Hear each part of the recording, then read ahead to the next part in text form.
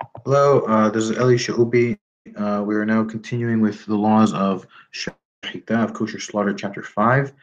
The first four chapters of this section dealt with the laws of slaughter, and now the next few chapters, beginning with this chapter, will be dealing with the laws of terefot, of various illnesses which cause the animal to be not kasher. Um, I remind you to look at Hilchot Ma'achalat Asurot, where Rabbeinu gave the general definitions of a nevela and a terefa. A nevela is everything that is related to improper slaughter, and a terefa is caused by various illnesses, as we will see in the upcoming chapters. Okay, Halakha Aleph. I'll give just a brief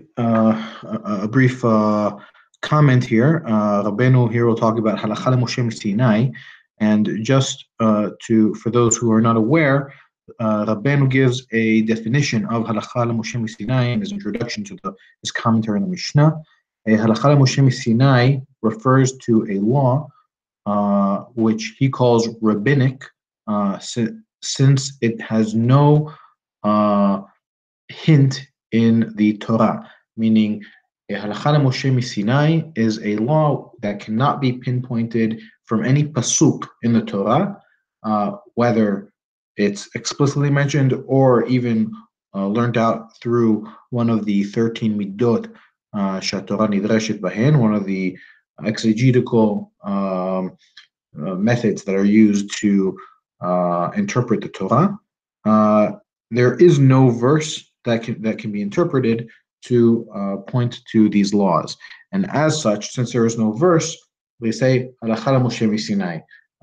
There's no verse for it, but rather we just received it from Sinai. This is a category and not this is a legal category and not a historical category. And all halachot Moshe Sinai are necessarily derabanan, since they cannot be from the Torah, since there is no pasuk in the Torah that refers to them. For more details on this, see the introduction to the Pirush Mishnayot, and with that, we can understand this upcoming halakha. Halakha Aleph. כבר ביארנו בהלכות איסורי מאכלות שהטרפה האמורה בתורה היא הנוטה למות, ולא נאמר טרפה, אלא שדיבר הכתוב בהווה, כגון שטרפה ארי וכי יוסף בו, ושברה הוא עדיין לא מת. We have already explained in the laws of prohibited foods that the terefa, litrof, literally means to attack and tear apart, or something like this. A toref is a predator, and nitraf is prey. So that the terefa that is mentioned in the Torah is an animal that has been attacked and torn apart. Right? This terefa that the Torah refers to in the pasuk, it refers to an animal that is on the verge of death. And the reason that it said the word terefa specifically and not any ill animal that, right, some word that would describe any sort of animal that's about to die. The reason it spoke specifically about the terefa, which means that it's being torn apart or torn to death or attacked, is only because the Torah spoke in the current language, meaning referring to this specific case of a prey, of a predator that attacks this animal, which is one example. Such as if a lion or any other type of animal like that, like any other predator, attacks and breaks this animal, this terefa, but it still isn't dead, right? So it attacks the animal. The animal may still be alive, or it hadn't died yet, right? But it is on the verge of death, and therefore it is called a terefa. So it's a terefa even while it's alive, okay? As opposed to a nevela, which refers to an animal that's been killed, with a few exceptions, which we saw in the earlier chapters, where you can have a nevela mehayim, an animal that is a nevela even while it's alive. ויש שם חולאים אחרים אם יראו לה תחשב טרפה, והן הלכה למשה מסיני. ושמונה מיני טרפות נאמרו לה למשה בסיני, ואלו הן דרוסה, נקובה, חסרה, נטולה, פסוקה, קרועה, נפולה ושבורה. And there are other illnesses besides the ripping apart, the tearing apart, that if they occur to an animal, they will also be considered a terifa, even though they are not nitraf, literally. And these are all halakha Moshe Sinai, meaning all of these, with the exception of the tearing apart, are halakha Moshe Sinai. And there are 8 types of terefot that were told to Moshe at Sinai. And these are they. Derusa, which means it was attacked or rampaged, or right? This is the terefa that is mentioned in the pasuk of an animal that attacks and tears it apart. Nekuva, if it has if it's punctured, some of one of its organs is punctured. We'll see which organs specifically would make it a terefa if it were punctured. Hasera, meaning it was missing something, it was missing an organ or something like this. Netula, if one of these organs were taken, they were removed. Pesuka, meaning if something was cut, or as we have already seen about pesuka gargeret, right? If the kaneh was cut more than half of it, right? We've seen that, for example. And there are others as well. Qeru'ah, if it were ripped. Nefula, if it fell. And shevura, if it had broken, right? And it had broken some of its bones or something like this.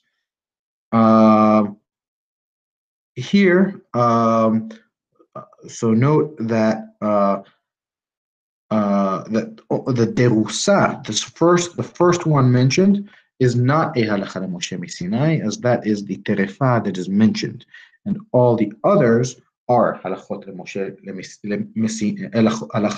Sinai, and therefore note that he says in the first part, v'yesham cholaim acherim. There are other illnesses besides the terefa that we have already mentioned, that they v'hen halakha Moshe Sinai. And so, in addition, as to conclude, there are 8 types that were all said to Moshe at Sinai. Moshe Sinai does not mean that they are all halakha Moshe Sinai. Only the 7 out of 8 are halakha Moshe Sinai. Halakha bet. Af'al pi shekulan halakha. This is an incorrect girasa in the version that appears here in Mechon Mamre. If you can look at a version that appears in, actually I have it open here. I'll show you.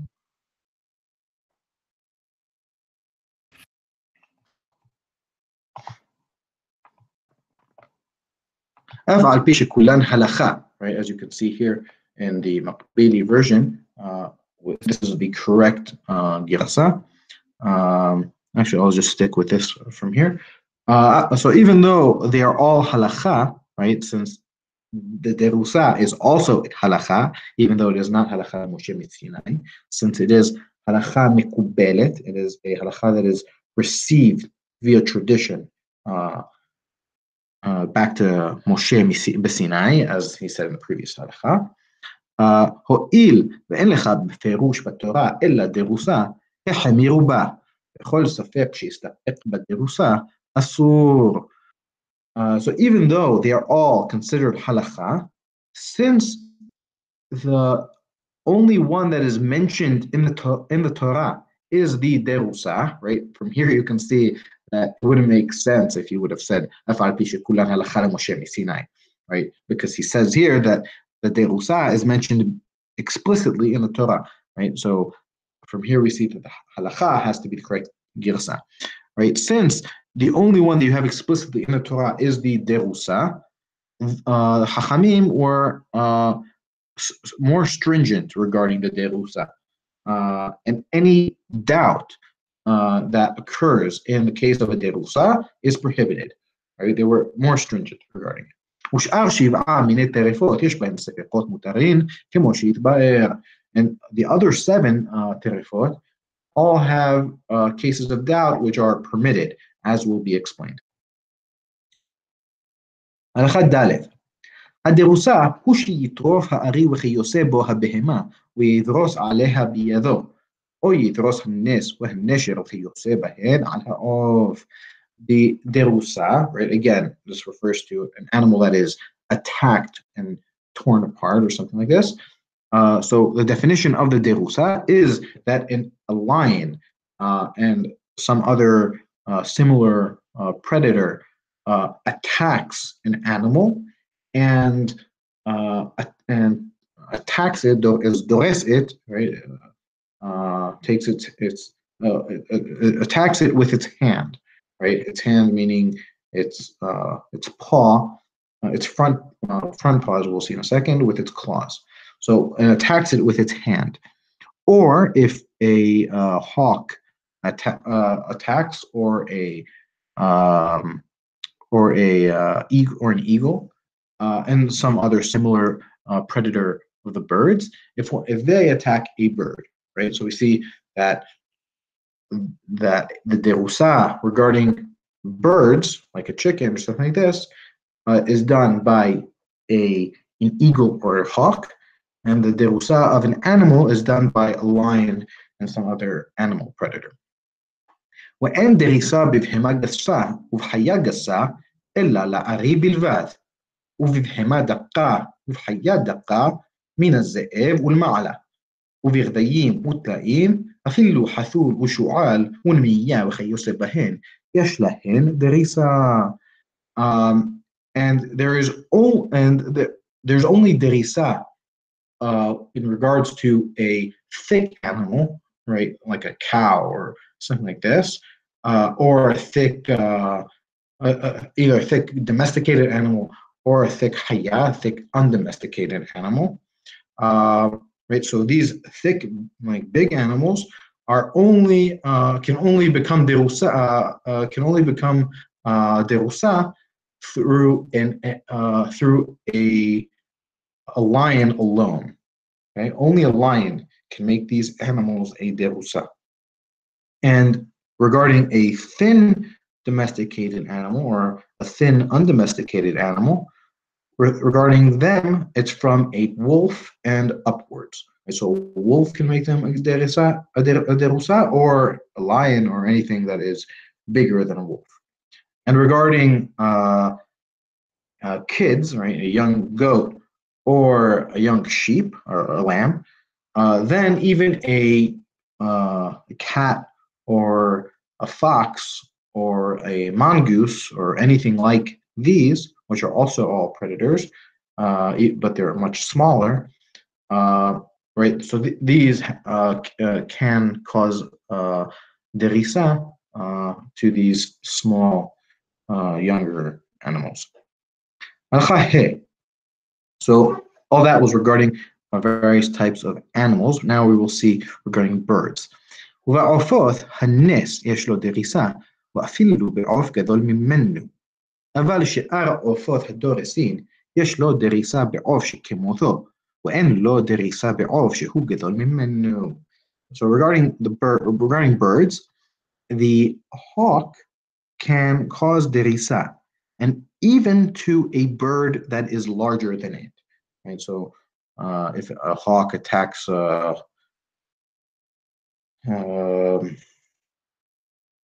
I'm blanking on a large kosher bird. So even if it's larger than that same hawk, it can still cause it to become a derusa. But other birds that are dosin, right? Other predatory birds, they only cause derisa to a bird that is its same size, and they cannot cause derisa to a bird that is larger than it. ויש לחולדה דריסה בעופות, וחלב אין לו דריסה כל עיקר, לא בעוף, לא בבהמה וחיה. והנס יש לו דריסה בגדיים ותנאים, והוא שיכוב בציפורניו לבית החלל. And a hulda here refers to a weasel. In some other places in the Mishne Tora, the hulda refers to a mole rat, but here specifically refers to a weasel. And since the mole rat is not a predator, it wouldn't make sense that it refers to that. Here it refers to a weasel. So a weasel can also cause derisa to birds, right? Even though it's not a bird, it's an animal. It can also cause derisa to birds. And a dog does not cause derisa at all, neither to birds nor to domesticated animals or undomesticated animals. And a hawk can, even though it's a bird, can also cause derisa to kids, to young goats, or to lamb. But this is so long as it punctures with its claws, with its fingernails into the animal's stomach, right? That it punctures into the animal's stomach, and then the hawk causes derisa. הלכה ז' אין דריסה אלא ביד הטורף, אבל ברגלו אין חוששים לה. There can only be derisa with the hand of the predator. Right here, hand refers to the forelimbs, right? Meaning, right, the animal has four legs. The front two are the forelimbs, and the back two are the hind limbs.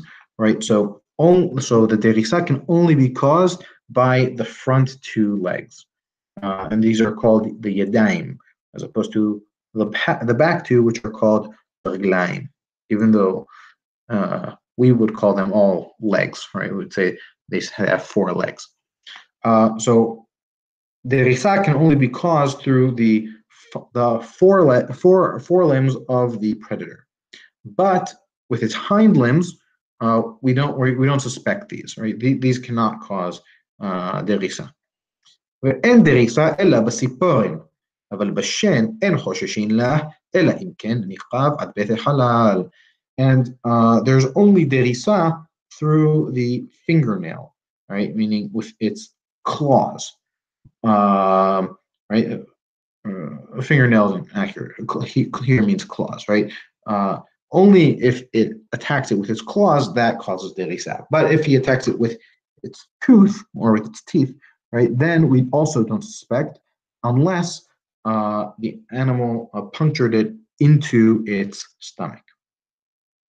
ובודקים שמא ניקע באחד מן האיברים שנטרפת מנקבתן. Right, so if it punctured, then we check the animal that was attacked to see if it were punctured in one of its organs, which, if that organ were punctured, it would become a terefa.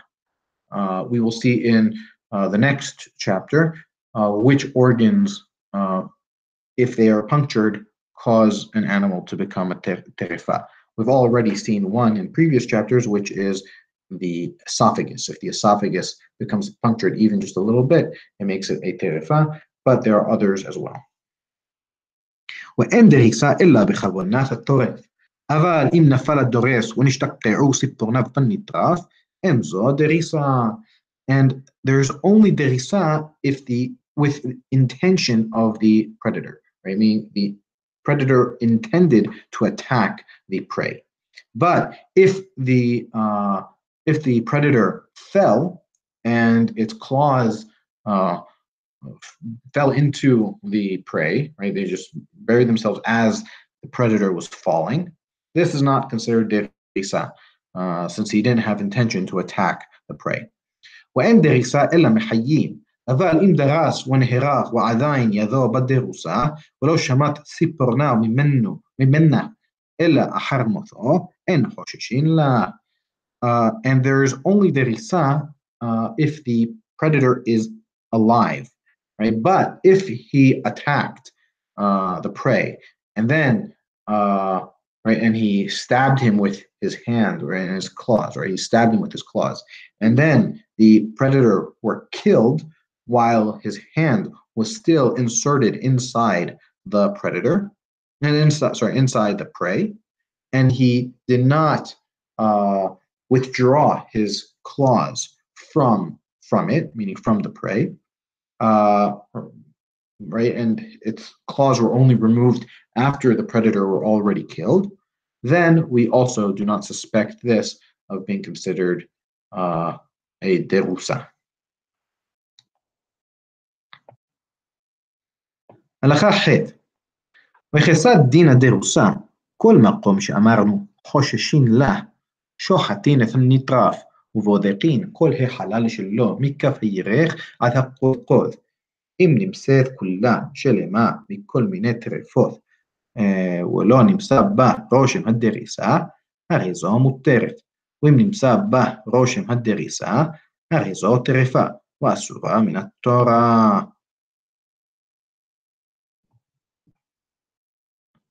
Sorry, 1 second.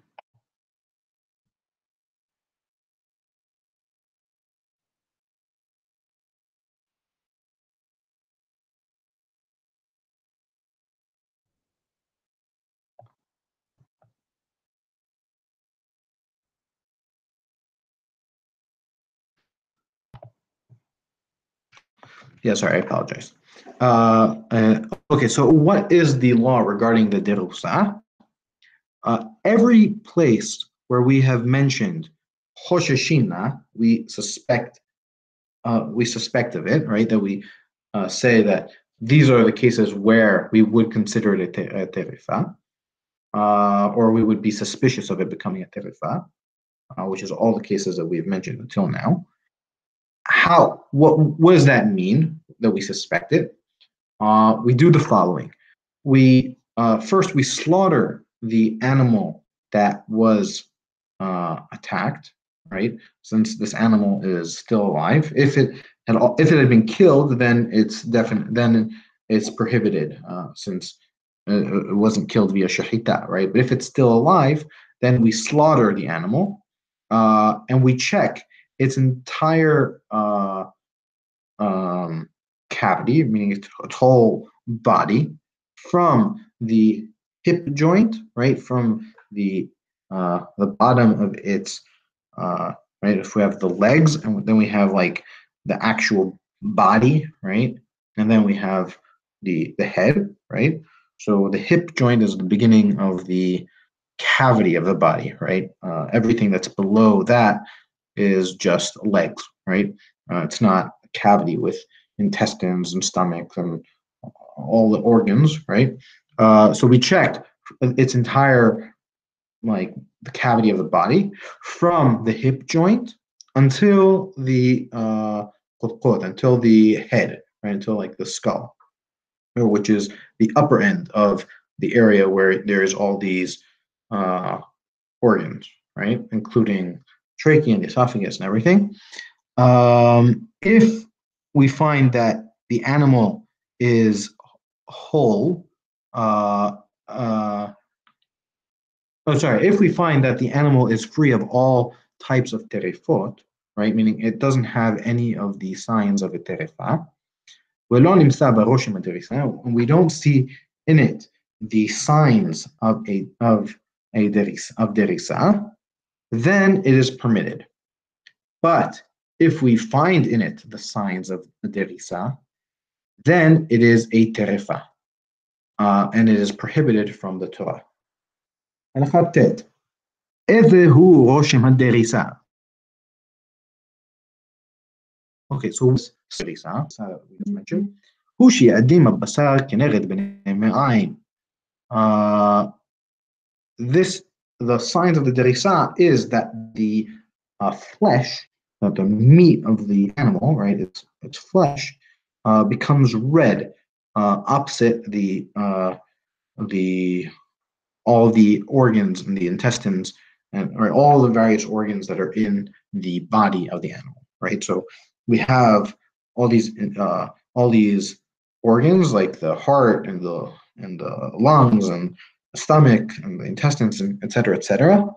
If the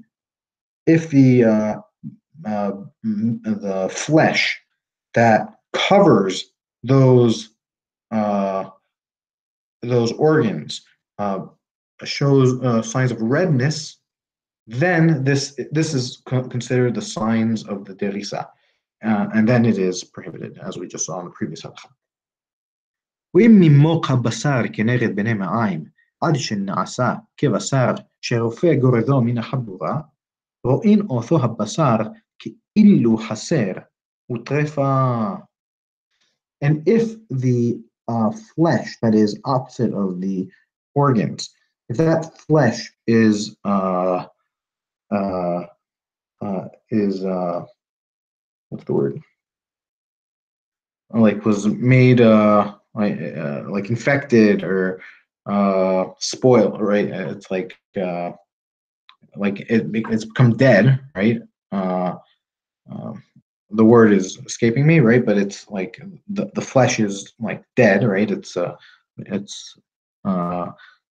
or something like that. Then right, if that happens to the extent that the flesh becomes such that that a doctor who were to check this animal would have just removed or would have just removed that flesh from the body, right, from the place where he was attacked, right, then we consider that flesh as if it is missing, right, even though the flesh is still there, right, no doctor has come and actually removed it, but since that's what a doctor would do, since it's not uh, functional anymore, right, it doesn't serve any purpose, so a doctor would have removed it, so then we consider that flesh as if it's missing, and as we saw, one of the and this would make it a terefa. הלכה יוד, ואם דרס בסימנים מי שיעדימו טרפה, ודריסתן במשהו, כיוון שעדים בהן כלשהו מחמת דריסה, טרפה. And if the predator attacked in the area of the simanim, right? So all of what we just saw was that he attacked in the body, right? The stomach area where all of the organs are. But if he attacked up closer to the neck, where the trachea and the esophagus are, then as soon as the flesh there becomes red, then it is a terifa. And the attack there, the terisa there, is vimashio, right? It's even just a little bit, right? As soon as you see that even just a little bit has become red because of the attack, it is considered a terefa.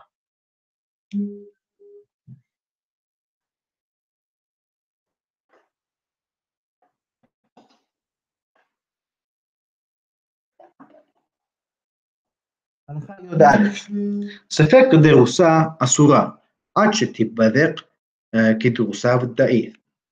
כיצד? הרי שנכנס לבן שברים ונמצא ציפורן ברבו של אחד מהן, חוששין שמא ארי דרסו, ואין אומרין שמא בכותל נתחכך, וכן שועל או נמייה שנכנס לבית העופות, והוא שופק והן מקרקרין, חוששין שמא דרס, אבל אם היה הוא נוהם והן מקרקרין, מגרעתו ומנהימתו הן מקרקרין. וכן, אם קטע ראש אחד מהן, הנה נחרוזו. וכן, אם שתק הוא והן, אין חוששין, שאילו הזיק, היו מקרקרין. Okay. A case of doubt regarding the dirusa is prohibited until it is checked, like the same way that we would check a derusa that was definitely attacked, right? So if we're not sure if it were attacked or not, then it is prohibited, just like the case of if we know that it was attacked, right? And this is going back to what we said earlier, that the derusa, we were more stringent regarding it because it is explicitly mentioned in the Torah. Kesad, how so? An animal that entered between shevarin,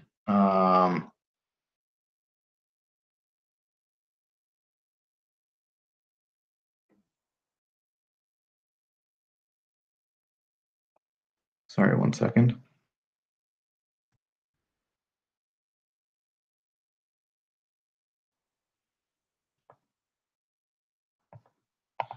Shivarin here means walls, I think. Right, so he entered in between, like in like this alleyway, right? He entered into like this small area. Um,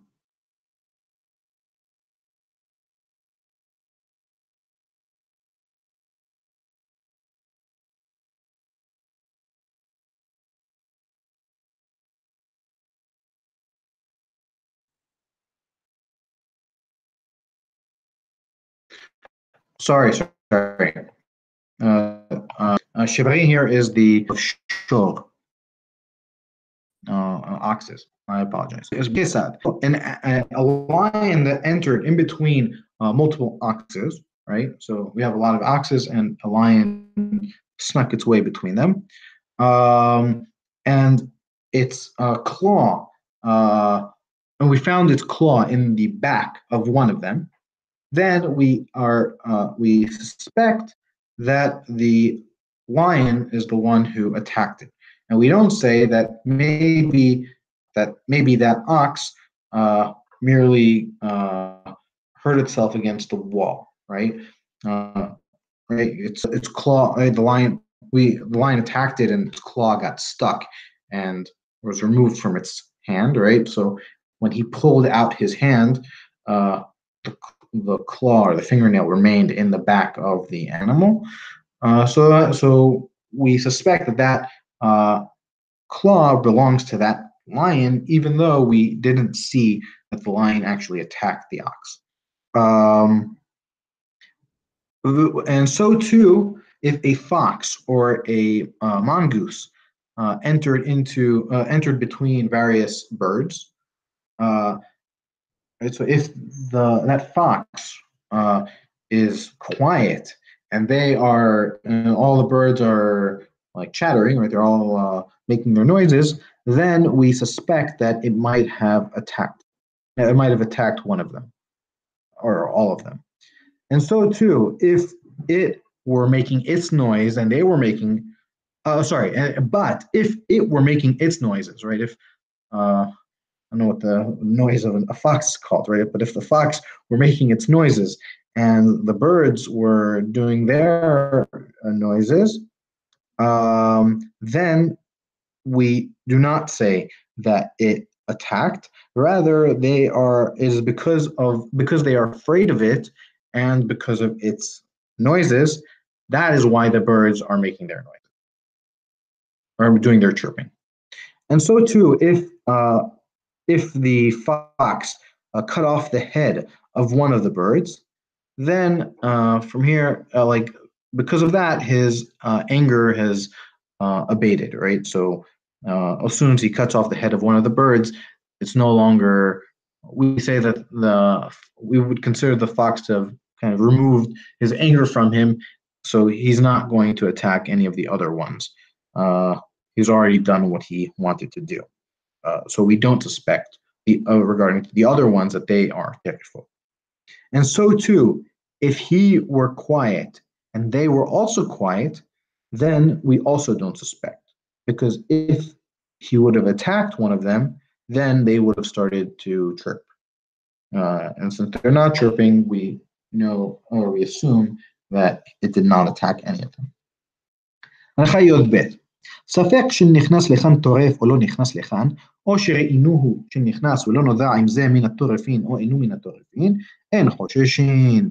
If there is a doubt whether a predator entered into this place or a predator did not enter, or if we saw that he entered, but we don't know if that animal that we saw is a predator or is not a predator, then in these cases we don't suspect that it became a terefa.